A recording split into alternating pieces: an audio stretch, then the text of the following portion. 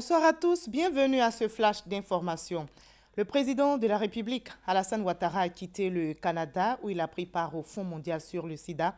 Il est arrivé aux États-Unis d'Amérique pour participer à la 71e session de l'Assemblée générale de l'ONU qui s'ouvre officiellement mardi. Le président Ouattara va défendre le dossier de la Côte d'Ivoire qui aspire à un poste de membre non permanent au Conseil de sécurité de l'ONU. Notez par ailleurs que cette 71e Assemblée générale des Nations unies est la dernière pour l'actuel secrétaire général Ban Ki-moon, à qui l'ONU cherche un successeur. Il quitte son poste dans 3 mois, après 10 ans à la tête de l'ONU. Avant les États-Unis d'Amérique, sur place au Canada, le président ivoirien a multiplié les rencontres en marge des travaux du Fonds mondial sur le sida, la tuberculose et le paludisme. Il s'est entretenu avec le gouverneur général du Canada et avec le représentant de la reine d'Angleterre, qui est le chef d'État du Canada. Le président Ouattara a également échangé avec le maire de Montréal. La Côte d'Ivoire et le Canada vont renforcer leur coopération et justement un accord de jumelage entre Montréal et Abidjan a été conclu. Nous partons maintenant pour la France où le salon consacré à l'élevage à Rennes a refermé ses portes vendredi soir. La Côte d'Ivoire était présente à ce salon. La délégation ivoirienne conduite par le ministre des Ressources halieutiques et animales a tiré profit de la ferme géante dressée à Rennes depuis quelques jours. Le salon a enregistré près de 100 000 visiteurs. Hugues Aveblé est notre envoyé spécial à Rennes.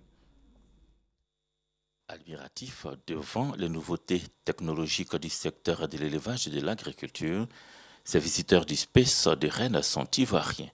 Pendant 4 jours, la délégation conduite par le ministre des Ressources animales et halieutiques a eu des partages de connaissances, des discussions avec des professionnels et responsables techniques, s'est imprégné avec grand intérêt des solutions techniques et innovations pour améliorer les conditions de vie et de travail des éleveurs. Si nous voulons développer notre élevage, on a besoin de se tourner vers une technologie très avancée.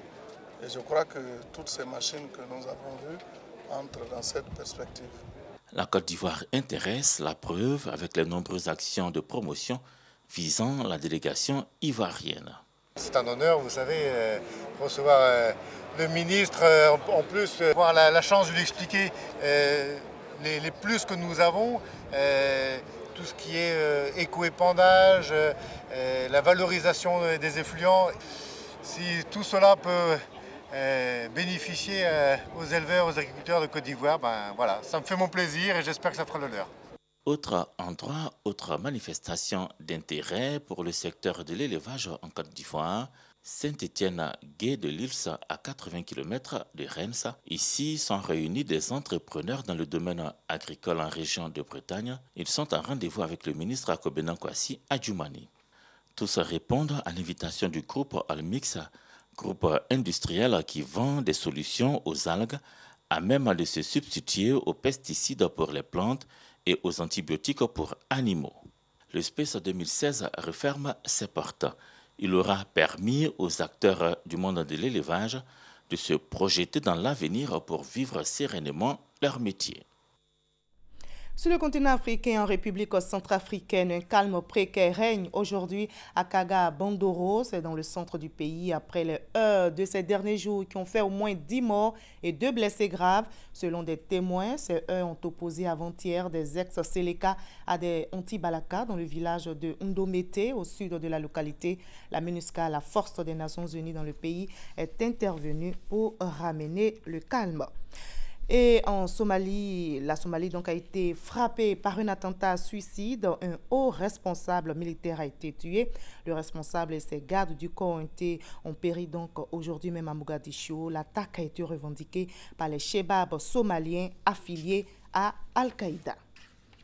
Des dizaines de soldats syriens ont trouvé aussi la mort dans des frappes aériennes de la coalition internationale. C'était hier. Cet incident qui a provoqué une réunion du Conseil de sécurité de l'ONU en urgence, met ainsi en mal la trêve négociée par Moscou et Washington. Je vous donne rendez-vous à 20 h. À tout à l'heure.